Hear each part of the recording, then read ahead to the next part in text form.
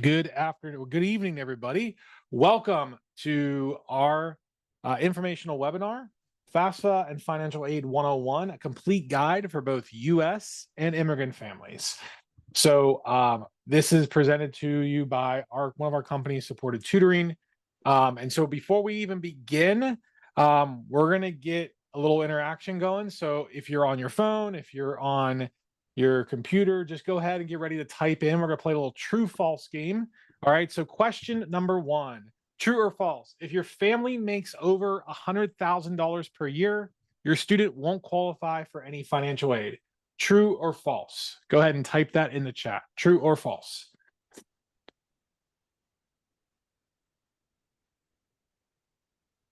you don't know where the chat is, if you didn't live through the COVID crisis, there we go. That one, false, false. Okay, got a couple. Chat is in the bottom if you don't see the toolbox.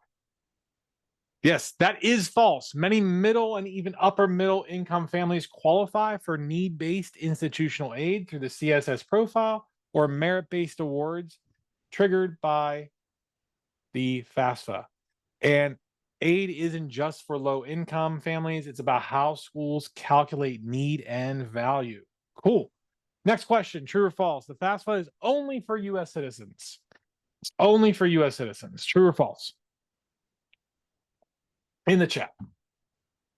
Got some anonymous attendees. One says false. Anyone else?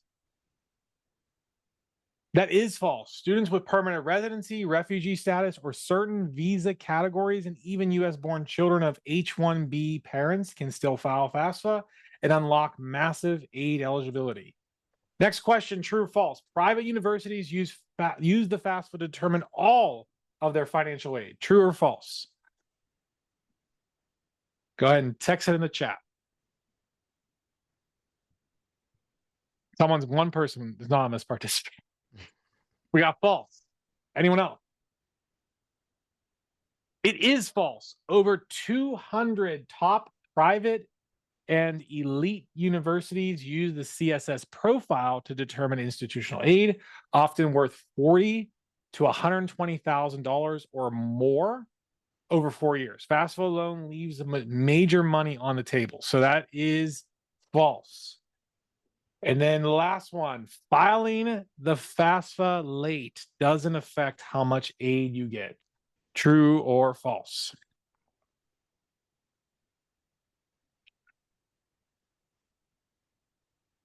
Laurel says false. Anyone else say false? We have Sharon says false. That is false. Aid is awarded on first come, first served basis at many schools and states. Submitting FAFSA and CSS early, ideally right now in October, can mean a difference between getting grants or only loans. All right. Oh, I do have one more. Immigrants or H-1B families can't access need-based aid. True or false? True or false? Last one. Yeah, false. Laurel, false. Rinku, false. Yes, false. While FAFSA limits federal aid for non-citizens, the CSS Profile captures financial details that allow private universities to grant institutional aid, often tens of thousands of dollars in savings for international H-1B families. So basically, everyone can get aid in this country. And one more, keep saying one more. I forgot how many questions we have. True or false? Knowing how to navigate this can save your family $75,000 to $275,000 in a 4-year tuition. I already spoiled it. Ruku says true. Absolutely. You can save $75,000 to $275,000 in 4-year costs. Who wants to save money in college? Because college is so expensive now in America. So we are going to show you that tonight. We're going to walk through all the basics in this. So we're going to get started. But first off, who are we? Who are these strangers here talking about this? If you haven't been following us. So first off, my name is Dr. Joe. I have a company called SupportED Tutoring. I've been in education for over 16 years. I have a master's and a doctorate in leadership. I've helped over 1,000 students ace their AP and IB exams, saving families over $1 million in college tuition. Now, addition to all of that, we help students find their dream school and help their families save big on college tuition. and done impartially to my co-host tonight, Mr. Zach Thomas. Zach, how are you? I'm great. I'm great. How's everyone doing out there? How are you, Dr. Joe? I'm doing well. Thank you so much for taking time to join us. But Zach is one of our college coaches. He has experience as an educational admission and success, uh, as well as helping students with everything we're going to talk about today. So, again, thank you for joining us. We're going to get started. The whole theme of tonight is college is expensive, but it does not have to be. That is right, right?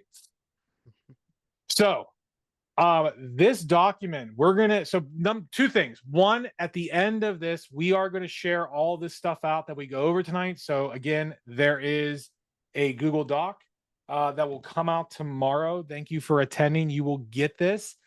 You'll have an opportunity to get this, and we have something free for you as well. So if you stick to the end, we are doing something special for our webinar attendees. So just FYI.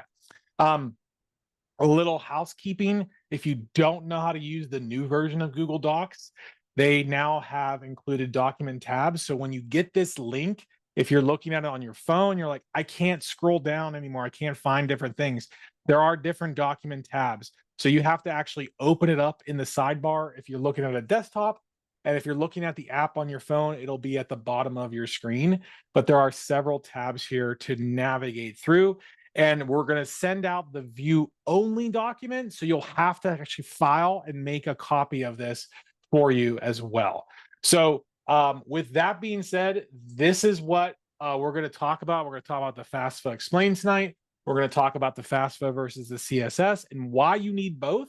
We're going to talk about eligibility status and why everyone can get aid no matter what your status is, and what documents you need to do this, because the FAFSA and the CSS opened October 1st, and you need to be taking care of this stuff now if your child is a senior. If you are as parent of a junior or a sophomore or a freshman, this is stuff to start thinking about, because there are different ways to move your assets around to make sure you qualify for the maximum amount of aid. So you get all this at the end. It's for everybody. We'll get started. So first thing is, what is the FAFSA? Coach Zach, what is the FAFSA? Help us understand what the heck the FAFSA is. Yeah, so the FAFSA is going to be the profile you use to log in and become eligible for financial aid. FAFSA stands for Free Application for Federal Student Aid. You do not have to pay to fill out your FAFSA. It's used by U.S. citizens and permanent residents just to apply for federal, state, and institutional aid. Now, this will determine your eligibility for grants, loans, work-study programs, and a few other things. And once again, it is free to complete. Now, you'll complete your FAFSA by working with studentaid.gov and completing a profile there. And while it is similar to the CSS profile, there are some differences between the two as well. Thank you. And then the CSS profile stands for College Scholarship Service Profile. It's used by many private universities to determine institutional or national aid. So something that came out of the new tax law is the FAFSA, and what is going to qualify for federal student loans is now being capped, I believe, at $50,000 a year. So it's going to push people to go into private loans. However, the CSS profile can help cover that gap without necessarily taking out more loans. And so the CSS profile, if you're looking at the select schools, if you're looking at top 20, top 25, top 50, all those private schools, they use the CSS. Over 200 schools use it. It does have a cost to it, though. It's $25 for the first college and $16 for each additional submission. So in addition to the application fees that you are filling out, but I would not let that be a deterrent, because it can lead to a lot more aid. So just kind of going through this, Zach, like who is eligible versus who is not. So for FAFSA, who is eligible and who is not? Okay, so for FAFSA eligibility, you are eligible as a U.S. citizen, as a green card or permanent resident, and there is also a possibility to be eligible if your green card is pending. So again, that is on a certain part of the FAFSA application. If you are pending green card status, you may qualify. There are a couple of nuances there. But for those that don't have that, CSS is optional for US citizens, optional for green card residents, but you are definitely eligible if you have an H-1B, H-4 visa family, L-1, L-2 visa, or if you're an F-1 student. And if you're pending green card status, you do have that. Here is the aid available. There's federal student and institutional aid for US citizens, green card holders. And then for everyone else on visa status, there's institutional merit-based aid for the H-1, H-4 visa, institutional merit-based aid as well for L-1, L-2. If you're an F-1 student, limited scholarships. So again, there is a different eligibility, but the key thing here is almost everyone can get some type of aid. Just knowing where to navigate is very, very important. Okay. And then some frequently asked questions. So your child's born in the US, but you're here on an H-1B visa. Can you apply? Yes, because your child is a US citizen, just like any other student. So your visa does not affect their eligibility. Do we need to complete both? Some require both. Some colleges require both, and it can help maximize your student's chances of a scholarship and aid. And if your student doesn't qualify for FAFSA, even if it isn't available, most colleges, offer merit-based and institutional scholarships that does not depend on citizenship. So the big thing, obviously, is having your child eligible to get into these schools, making sure that they're actually can get in, helping them get in. Once they get in, colleges do want you to attend. They're not trying to gatekeep, because if they want the best and the brightest, and so they're going to work with you to help break that down. But something to keep in mind is how much money are we talking about, right? So Coach Zach, can you break us down the FAFSA, basically the return on investment of filling this out? Definitely. So, as we see here, we do have a low estimate and a high end estimate for our return of investment for the FAFSA. I mean, if you look at those numbers, they're pretty. It's a pretty wide range, from 6,000 at the low end to 30,000 at the high end of that estimate. Basically, this matters because your FAFSA is going to unlock access to your federal grants, your loans, your subsidized loans, and work study programs. And even middle income families can qualify for Pell Grants, which Pell Grants don't have to be repaid. Your subsidized Stafford loans and institutional matching aid. So you want to make sure to file early just to maximize that award potential to try to get closer to that high estimate. FAFSA opens up October 1st every year unless something changes in the government. So that's when you can kind of look towards getting into that and working with the FAFSA and getting your application done. Yeah, and the same for CSS Profile. It is open, and again, the low range of 40,000. Now, these estimates are over 4-year periods, so 40,000 to 120,000. It is required by 200 top universities for need-based aid and merit-based institutional scholarships. It does have some family financial nuance in there, so you can kind of be a little bit more playful with the assets of abroad, business ownership. This is often ignored by FAFSA. It's ideal for immigrant and H-1B families. And then how about merit and private scholarships? What are those, and how do you qualify for those? Yeah, so the merit and private scholarships, those will be triggered by FAFSA and your CSS data. Now, those submissions, they're going to auto qualify you and your students for school-based merit and departmental awards, and they won't require a separate application, and they can compound over 4 years, with that low estimate again being around 10,000 and that high estimate being around 40,000. So keep in mind that this is not automatically triggered when you apply to the school. This is triggered when you submit your applications for FAFSA and CSS. So it's a separate application, but you do get auto qualified for merit and private scholarships. And then state and institutional match programs, FAFSA does unlock some of that specifically for Bright Futures, Cal grants, PA state grants, and university matching funds for need-based or academic performance. That's an additional money that states and the schools will come in for. And then what about international H-1B opportunities? Zach? Yeah. So basically, your CSS profile, it'll help non-citizen students demonstrate their need for private universities willing to extend aid even without financial eligibility. So that just is going to capture parental income from abroad, assets or currency adjustments, those different things that will give an idea of the family's financial profile in order to help them maximize their money. Once again, that low estimate is going to be 5,000, or pardon me, 15,000, and that high end estimate is going to be 60,000.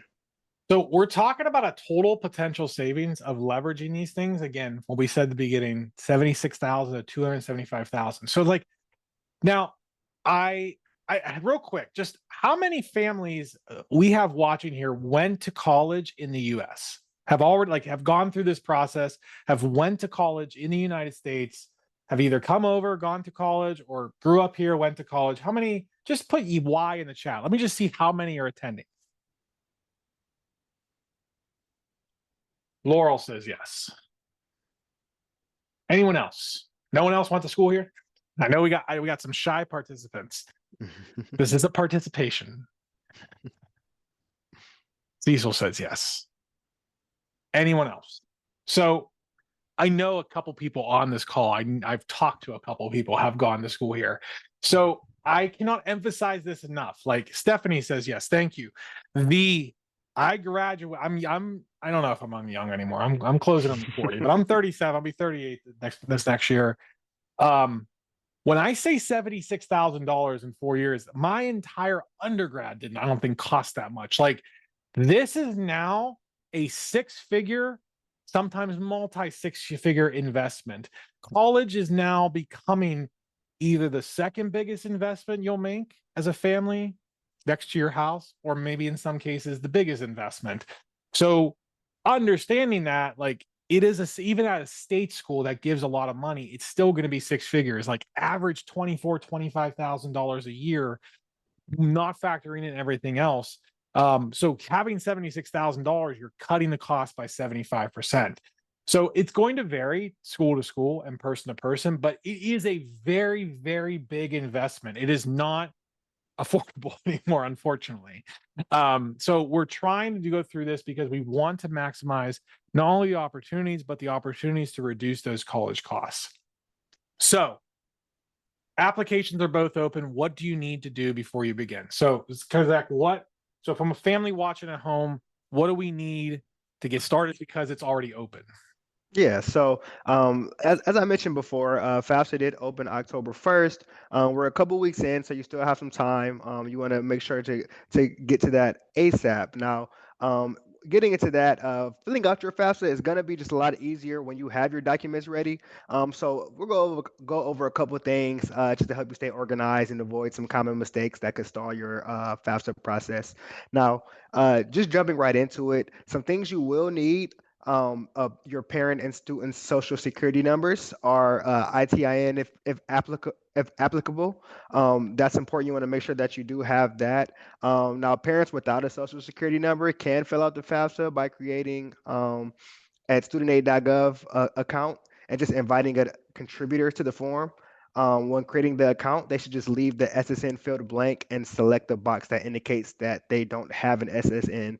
And then you'll need to answer some identity verification questions. And once you create that account, parents will be able to log in and complete their section of the FAFSA form. So there are ways around it, but you do want to make sure if you have that you have that Social Security information available.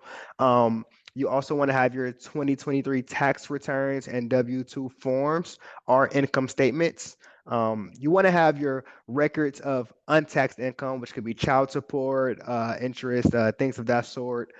Bank statements, just for your checking, your savings, your investment accounts. Again, this just gives an idea of your financial profile to see what your students may need support with. And then your mortgage or property information, and that's if that is requested. Your FSA ID for both your parents and your students. Like I mentioned earlier, you will create that at studentaid.gov, and they'll be able to walk you through that process. It's pretty easy once you log in and start up. They kind of walk you through it. Your list of colleges. To receive your FAFSA results, you can list up to 20 colleges. So you want to just kind of pick those top colleges that your student is looking at and looking for, and then you'll be able to go from there with that. You can list up to 20 colleges. Your alien registration number, and that's for eligible non-citizens, as well as your passport, visa, or I-94 for immigrant or visa families. So we do have a couple questions coming in right now. We are going to have a 15-minute section, but I want to stop and just add a couple things there. So one, the FAFSA ID, when you do create that, it is going to take you through like loan counseling, because if you're, as well as your student and you um taking out that information, they're going to make sure you understand why you have to repay it. This is obviously is a little bit more directed towards seniors families with seniors out there. If you're working with us, we're narrowing down that list between 8 to 12 schools. You can list up to 20. But you don't want to do this when you're like, I'm going to apply to 200 schools, because FAFSA is not going to do that as well. As far as the 2023, I see that question already come in. I knew someone was going to ask it, because keep in mind, you actually still can extend your taxes.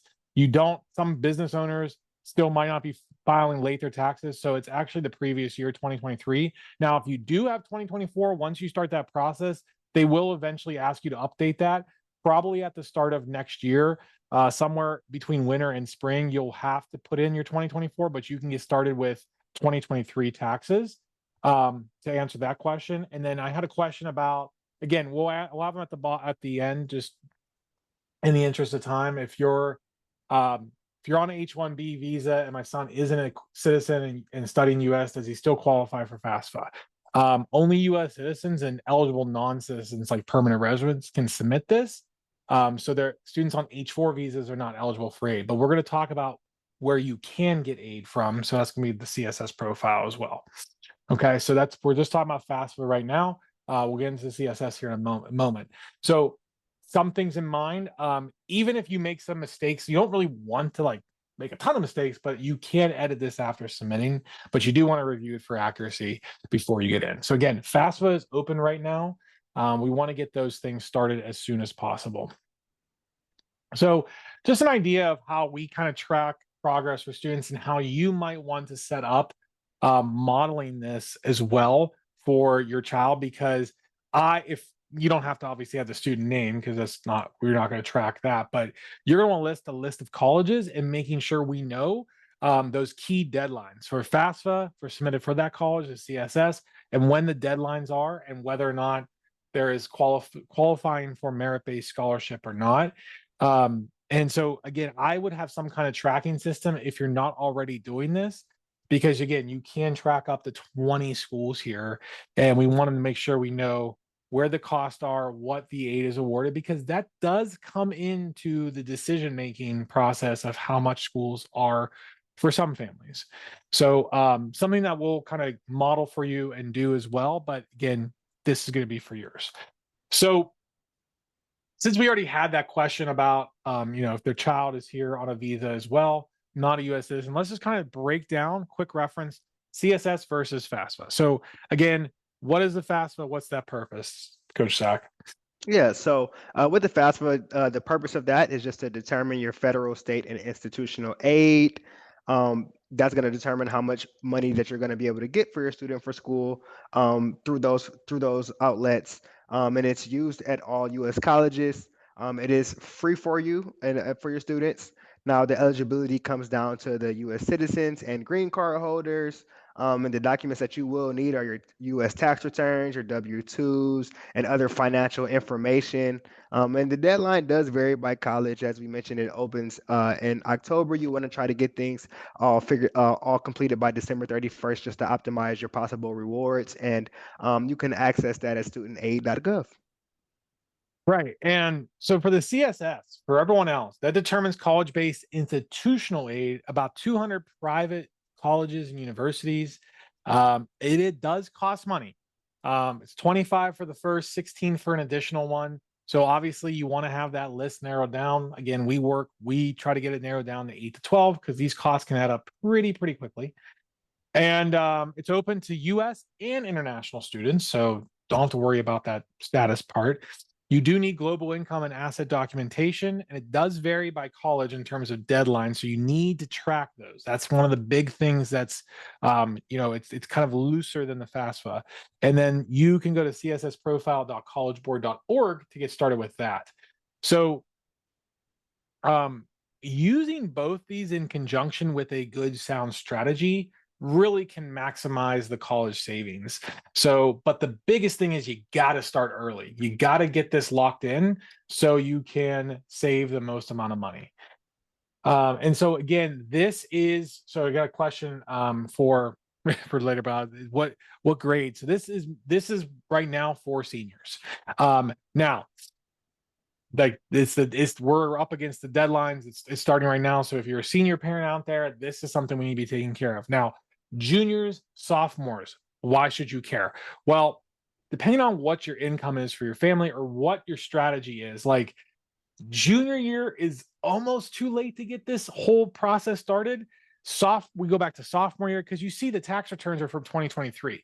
So if we're a high income earning family, we can start thinking about how we qualify, quantify, classify assets on tax returns. That's something that you want to talk with a tax strategist or a CPA, or you could talk to us because we do have partners that we refer out to, especially for our high income families, on how to classify certain assets so you qualify for the most amount of aid.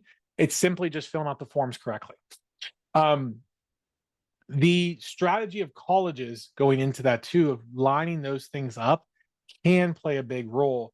And so when it becomes like we're narrowing down those lists, knowing what aid may qualify above the FAFSA is also important.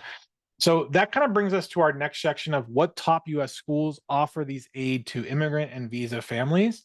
So again, even if you don't qualify for FAFSA, many colleges offer this merit-based aid.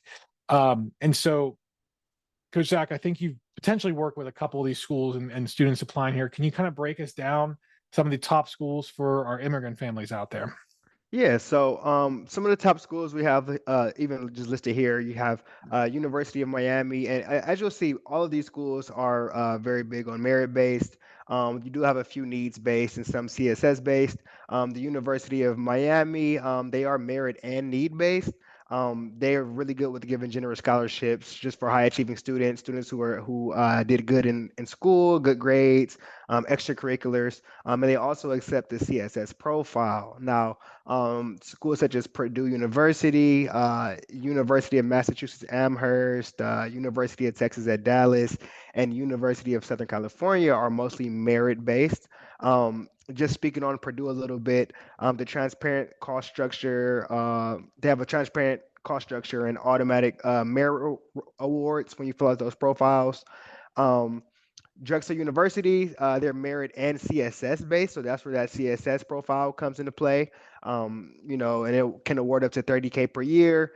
They recognize strong academics and extracurriculars as well.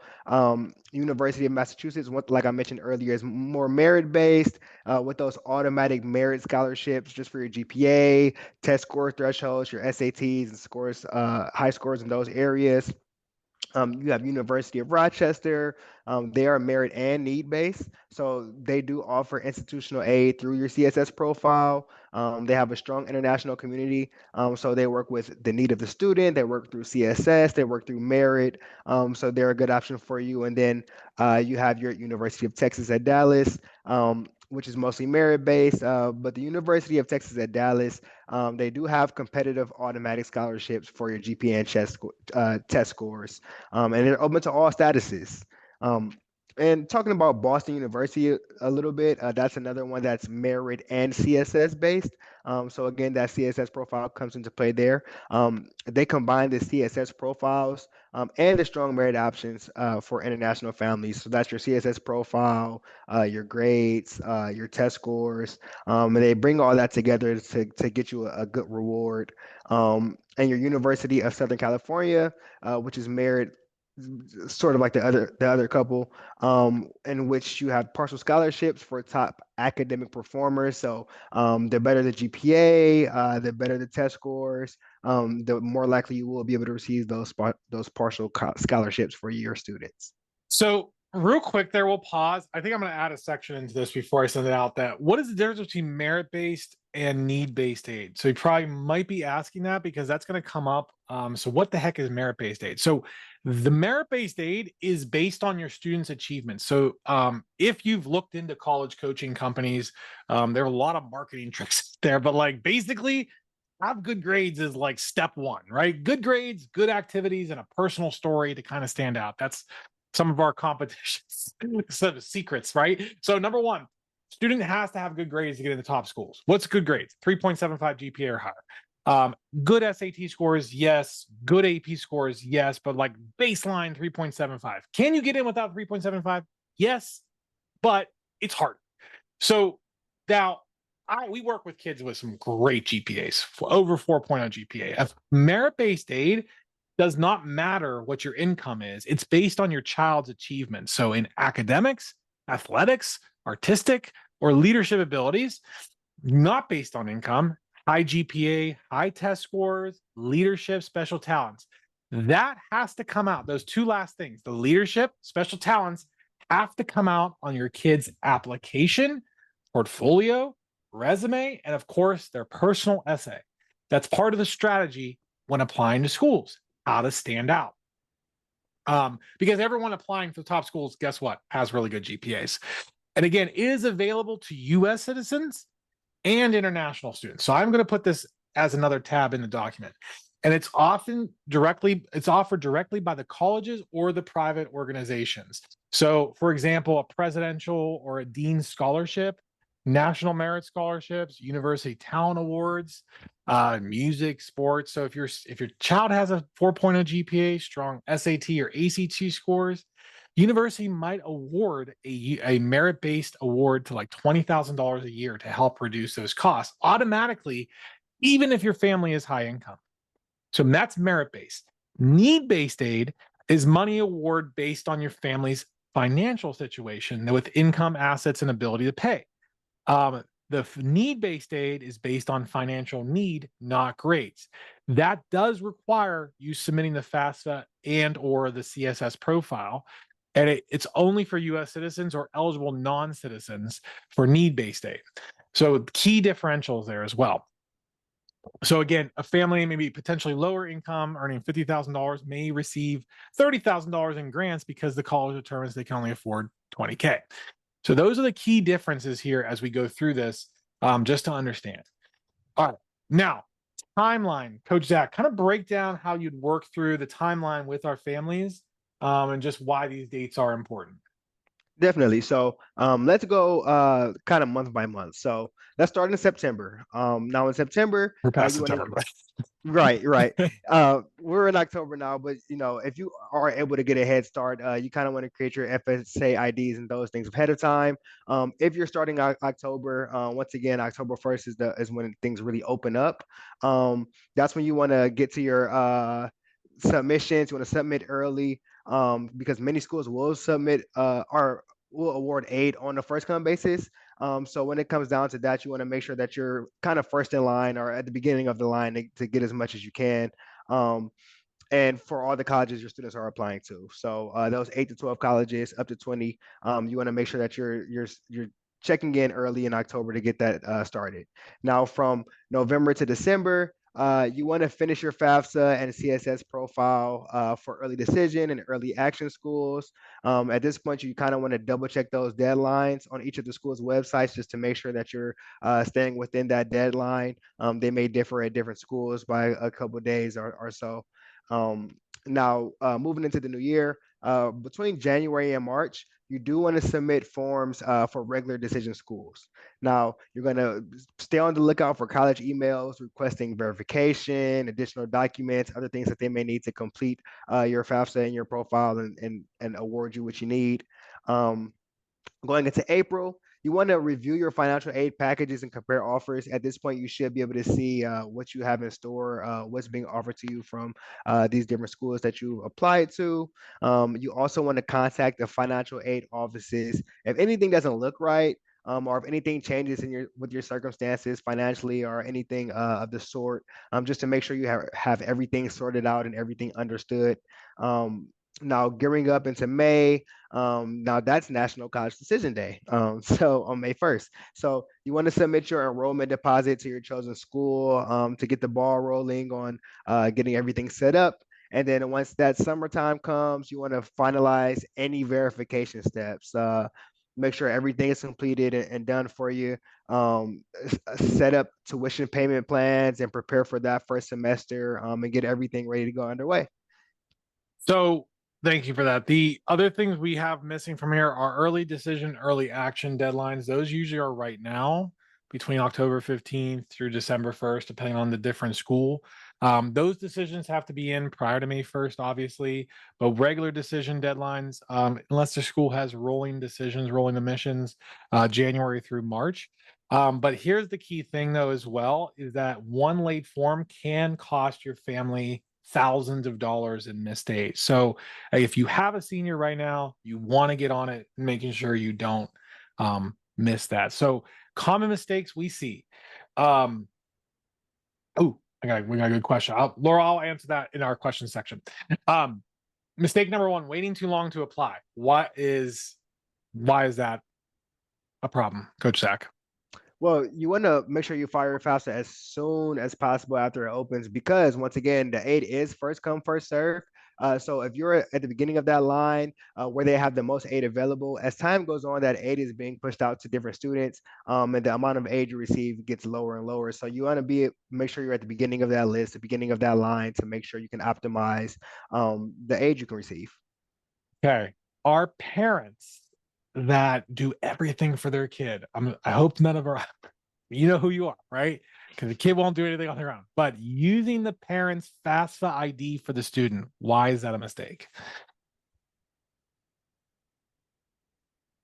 Sorry, Coach Zach, go ahead. Yeah. So, can you repeat the question for me? You kind of went out in my So head. why is it? Sorry, why is it a mistake to use the parent's FAFSA ID for the student? Oh, Because everyone.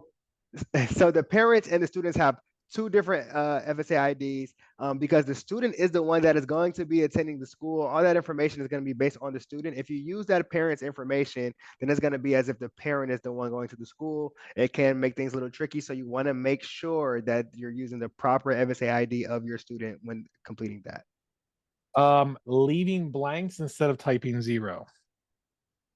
Now, you always want to enter 0 for questions that don't apply.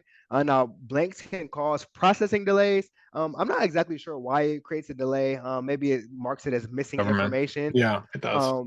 Yeah, but you want to make sure you type that 0 or that NA if that's a possibility. Forgetting to list all the colleges. Now, you can list up to 20 schools, even if your student hasn't applied yet. So you want to make sure you get ahead of that and make sure you list all the schools. You don't have to wait to apply to the school first. If you know for sure that's a school that your student is looking at, you want to make sure that you list that school. That's just to avoid missing out on aid at that particular school. So again, the strategy is narrowing it down, having the 8 to 12 applications. Once we are sure of those schools we're applying for, then we're doing the FAFSA narking those schools. Now you can't have more, but this kind of goes into that comprehensive strategy, especially if we're looking at top schools, because 8 to 12 is a sweet spot. Yes, you can do 20. Keep in mind, every school you apply to might not only have the personal essay, but supplemental essays as well. So kids who get above 12, that's like 50 separate essays sometimes. So we want to be cautious of that. That's why it's good to have a targeted strategy. How about using the wrong tax year? Because there was a question earlier about the 23 taxes, and it's a year behind with taxes, right? Yep. So you want to use your prior year taxes. Just the example here, your 2023 taxes for the 25-26 FAFSA. And that kind of is based off of what Dr. Joe mentioned earlier. Some people have late filing. It allows you to get that information in. It will update later, but you want to make sure that you're sticking to that prior year tax until you're asked to update that. And then not signing the FAFSA before submitting. Why is that a problem? Now, both parents and students must sign using their FSA IDs. Unassigned FAFSAs are not processed. So you want to make sure that you're both completing your end so that it will process, or else it won't go through, and you will be forced to wait. They're linked together. I had to do this while my wife was going through grad school, and we had to get loans since we like literally would not let her process it unless I signed off on it. It's gotten a lot stricter now because of the implications of student loans. So we have to make sure that there is cohesion and that everyone's aware of this in the household that's doing this. So just a cost comparison calculator, just to identify, because we look at tuition and we don't factor in the other costs. Tuition's just to get you in the door. Housing is there, right? Unless your child is going to be commuting, housing has a cost, their meal plan has a cost, and then there's other costs, books, fees, travel, etc. So like for the University of Miami, it starts out at $56,000 and then add a housing and meal plan on that, or addition 20,000, and then we get scholarships 25,000. It brings our net cost down to 53,000. Still expensive. Again, not everyone, if you have unlimited sums of money and the price doesn't matter, bless you, that's great. But for a lot of our families, we want to help navigate those costs and identify what is the true cost even after the aid. Because again, sometimes private schools can be more competitive tuition than state schools, especially if there's reciprocity. Like, for example, I'm from Pittsburgh, Pennsylvania. I grew up 15 minutes away from Youngstown, Ohio. Shout out. And Youngstown State University, Will and Kent State University and Akron, all those schools will lower their out-of-state tuition to Pennsylvania residents to get them to go. So it's very comparable to going in-state tuition. A lot of schools in neighboring states will do that as well, but then we have to factor in the additional costs and how much aid is actually awarded. Because actually an out-of-state school like a Youngstown State or like an Akron or a Kent State can be more affordable than a private in-state school in Pennsylvania. And that example can go across anywhere in the United States. So again, for many of our families, we would help work through this as well. But this is something you want to do as well. So, and then kind of Coach Zach, bringing it home. So how does the strategy save families thousands of dollars? Yeah, definitely. So, just starting off, for U.S. citizens and green card families, you want to maximize your federal and state aid.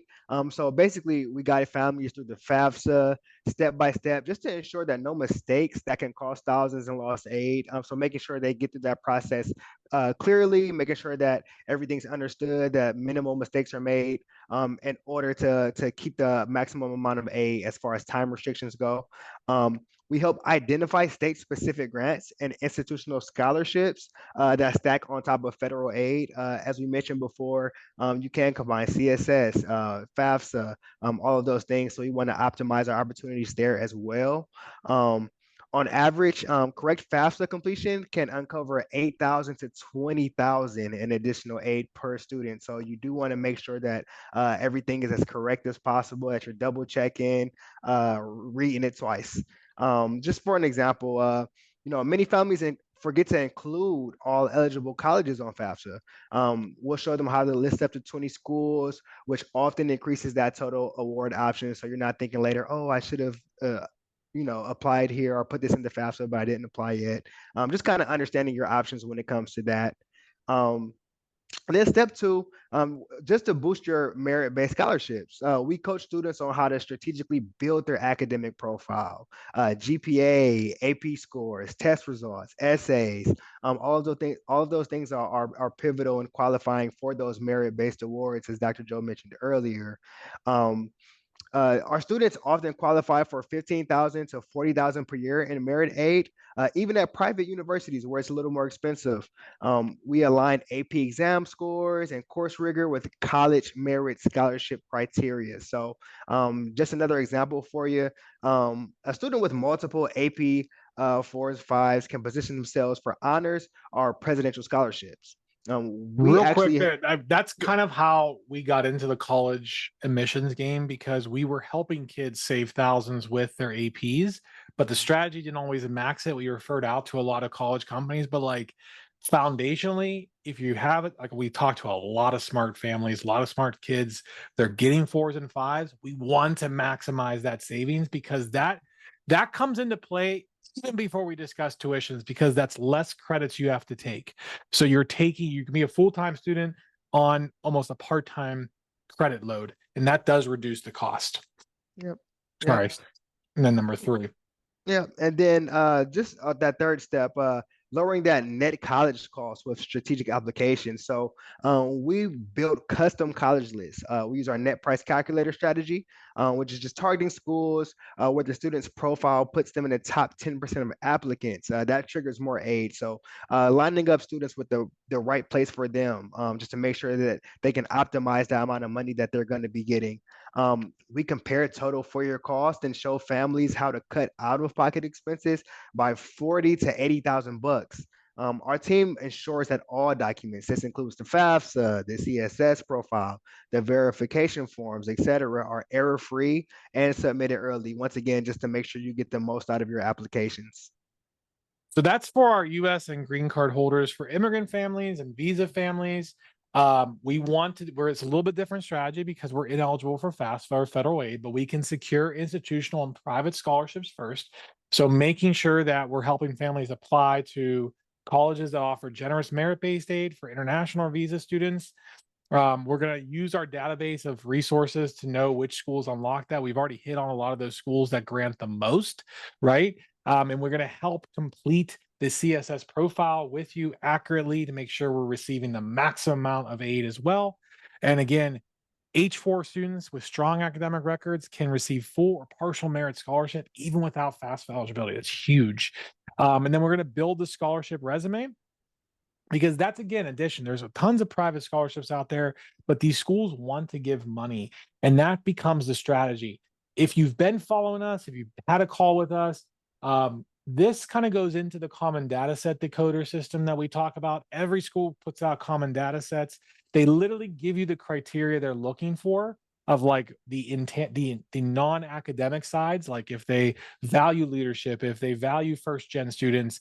That is something where we have to craft personal statements, the portfolio, the resume to show that off, especially for our immigrant families, because that is going to qualify you for that merit-based aid.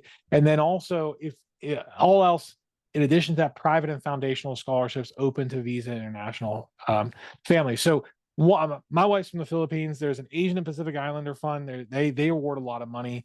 College Board National Recognition Program, Coca-Cola Scholars. There are a ton of other private scholarships out there that you can get that doesn't have to require the status as well.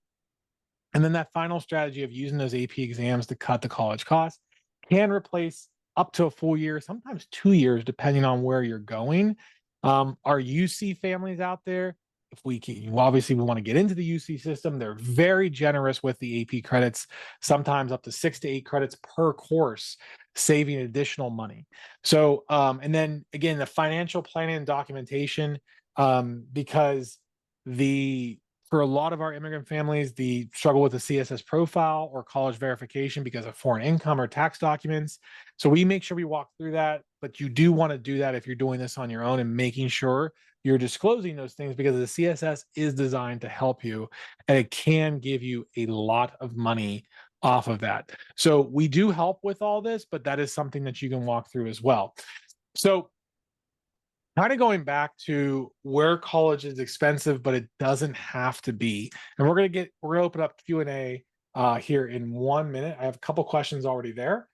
And so, one, knowing this, that as we sit here today, this is not Dr. Joe, this is not Coach Zach, this is from College Board.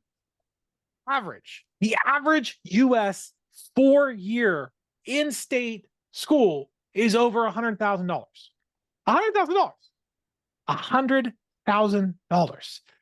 Okay, I graduated 4-year state university for like $18,000 in debt. Like it is so much more expensive now. Private universities, $190,000. If we're looking at the top 25, it's $200,000, $300,000, $400,000 in some cases.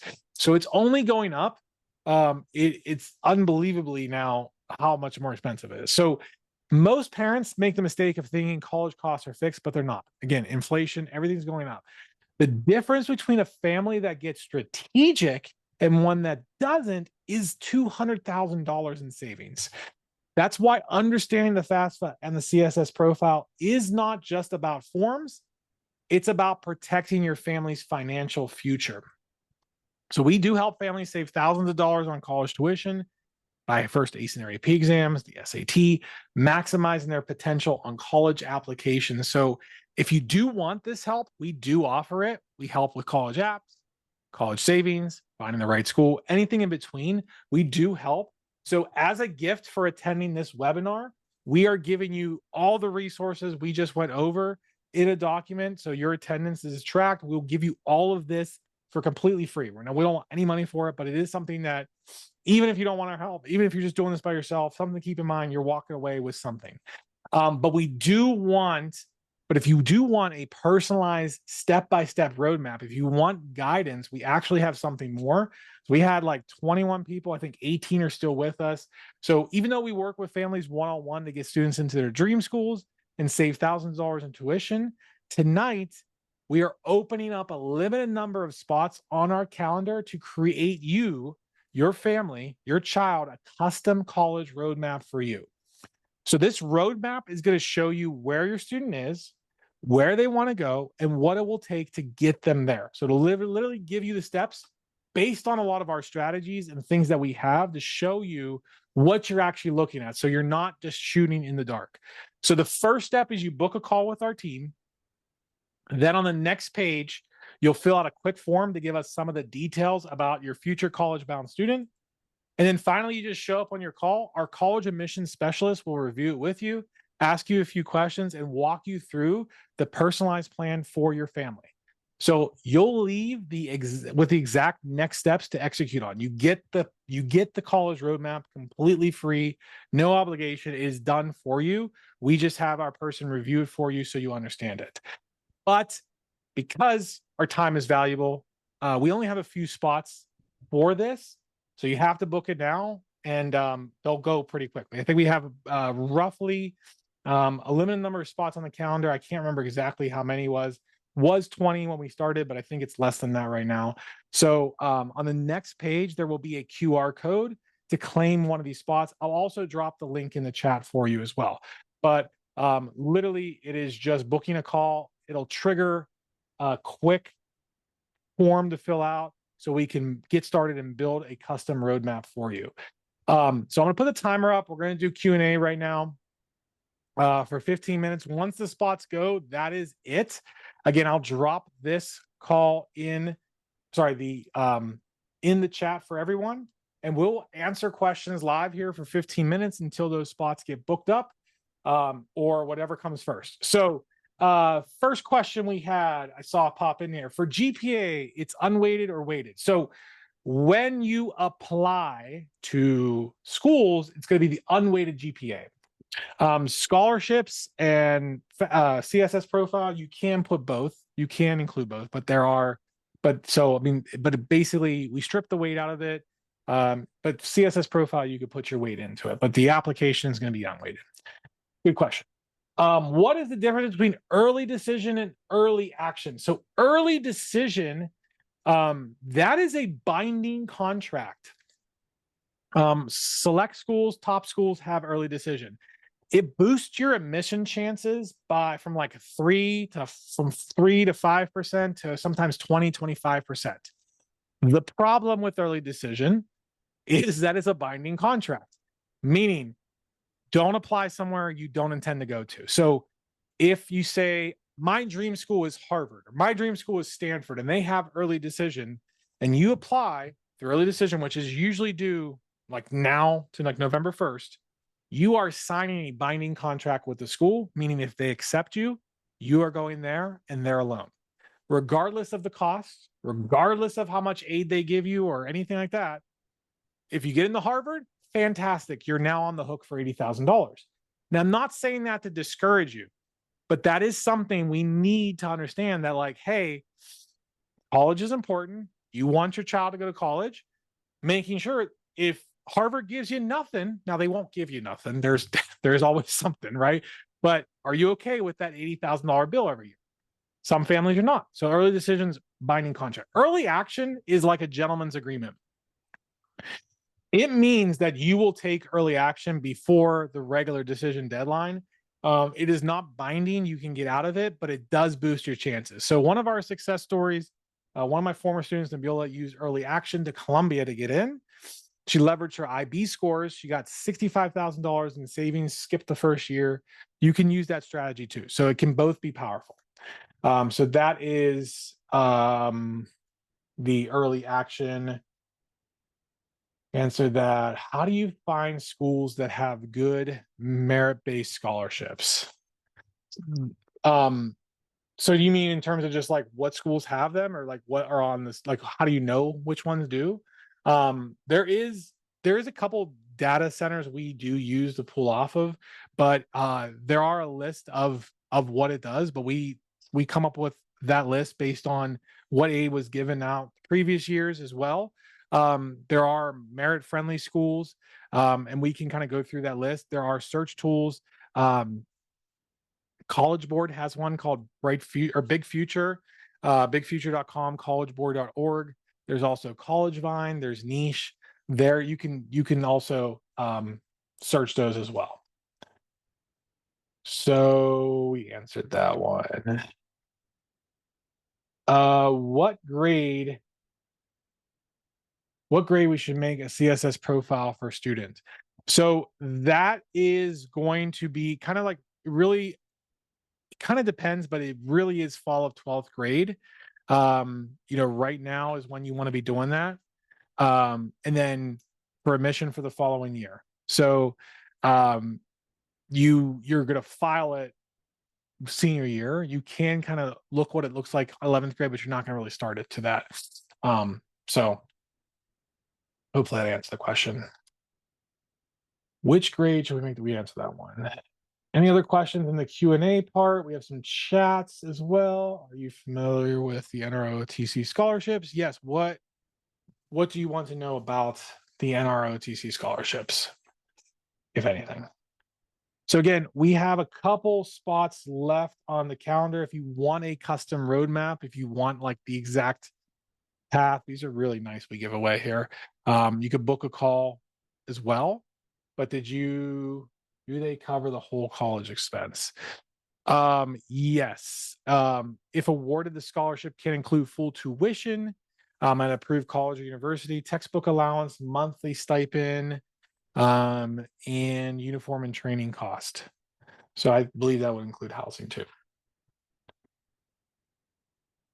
Are you getting the NROTC scholarship?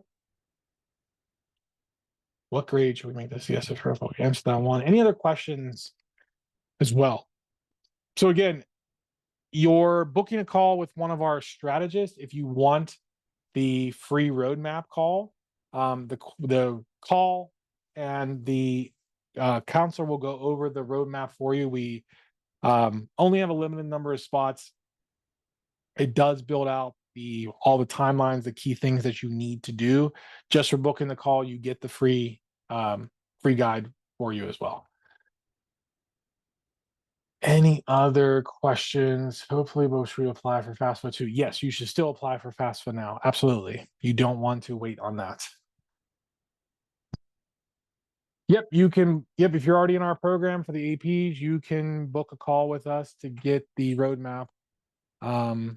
If I forget, sorry, if you're just for APs, yeah, the roadmap is not part of the AP program. It's part of our college program. But if you don't have a roadmap yet, you're welcome to get that as well. Any other questions regarding it can be anything college admissions wise, but if anything on terms of eligibility requirements, applications, things like that. Got 12 people left. Any other questions we can answer? Again, the roadmap is completely free. We have the call so that the counselor can go over it for you so you understand it. because something on the call that we use is common data set decoding. So we actually go through the physical data of the school to show you what that means and what target you need to do. So again, the call is completely free. The roadmap is completely free as well. Can you share good websites for merit-based scholarships? Sure. So let me pull that up here.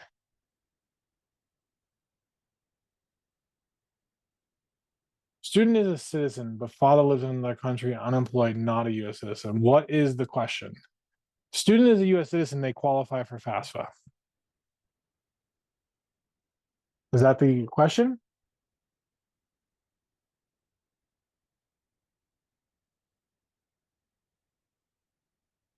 As you said, college provided scholarships based on how many APs they have taken in high school. Does it require TO to achieve specific grades in AP to get it? Okay. So I'm going to upset a lot of people here. The AP is only helping you for your GPA, the AP grade. Now, some schools give for a 1.0 boost, some schools give a 2.0 boost. That's why the weight versus unweighted, the unweighted is what matters. So the school is going to strip the weight out of the score to get your accurate unweighted GPA. Now, the exam score is different. The AP exam score, sometimes some schools do count it for the GPA, but that score is what you're going to be submitting if you got a 4 or 5. That does not help you with scholarships. That helps you reduce your credits. That helps you with tuition costs. So it can do that as well. Stephanie, I have a bunch of websites. I will put it on the doc too after today, and I'll send those out for you. Okay. How to fill out the form. What do you mean how to fill out the form? Like how to fill out the FAFSA form, how to fill out the CSS profile? What do you mean by that?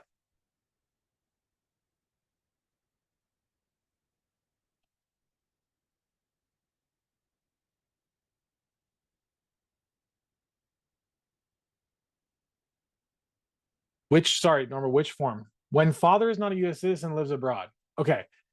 So again, so are you a U.S.? Are you here?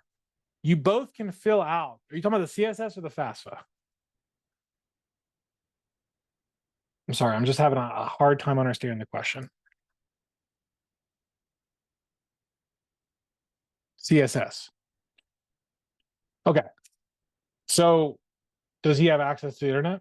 Can he also, you want to start it for you and your child, and dad can add on later. So basically, but the child is a US citizen, right? Child is a US citizen. Try to make sure I'm accurate here. Sorry, Coach Zach. Okay, child is a US citizen. So you can use the FAFSA, right? Designed for US citizens and eligible non-US citizens. So you can still submit it. Parents foreign, you basically, if one parent lives abroad and isn't a US citizen, you still list the parent's financial information on the FAFSA. Parent is considered a custodial or contributing parent. US foreign income is converted to dollars. If the parent doesn't have a social security number, you could just enter all zeros in that field. So you need to manually provide the income documentation there. For a CSS, you obviously just fill it out like normal. You must include the parent's income, requires both parents' information. If you want to book a call with us, we can walk you through that as well, show you what that looks like. But you basically can still do FAFSA and CSS there. Okay. Hopefully did that help, anonymous attendee? Any other questions? I think we've had 4 people book calls so far with us. So we have a couple more openings.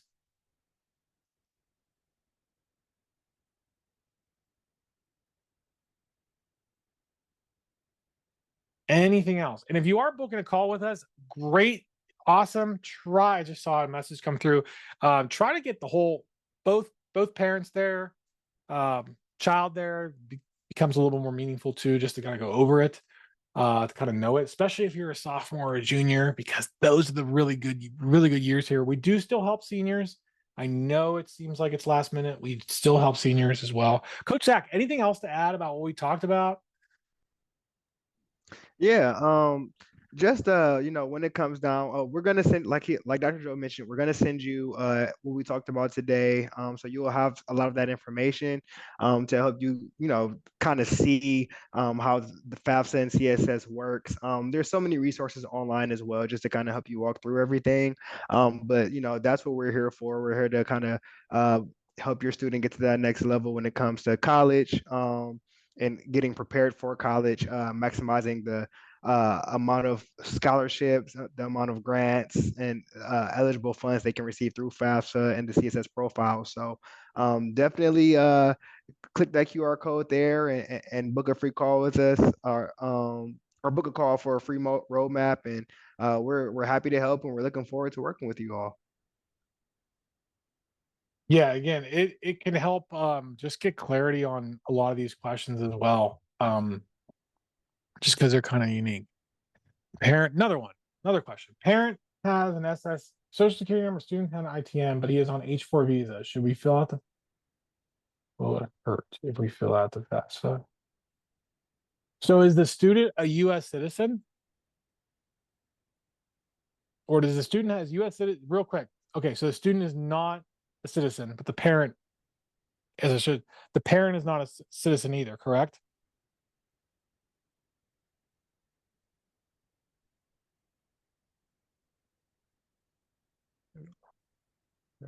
Okay, parent is okay. So yeah, it's CSS profile only. CSS profile.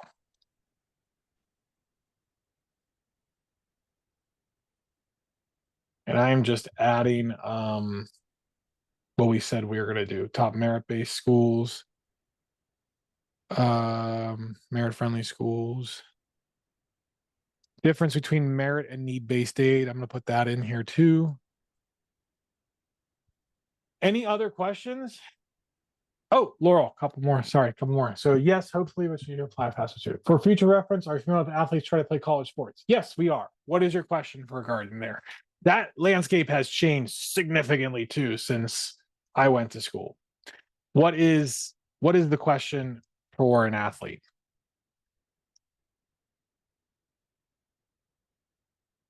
We can probably do a whole separate training on there as well. Chris, Zach, you know anything about athletes?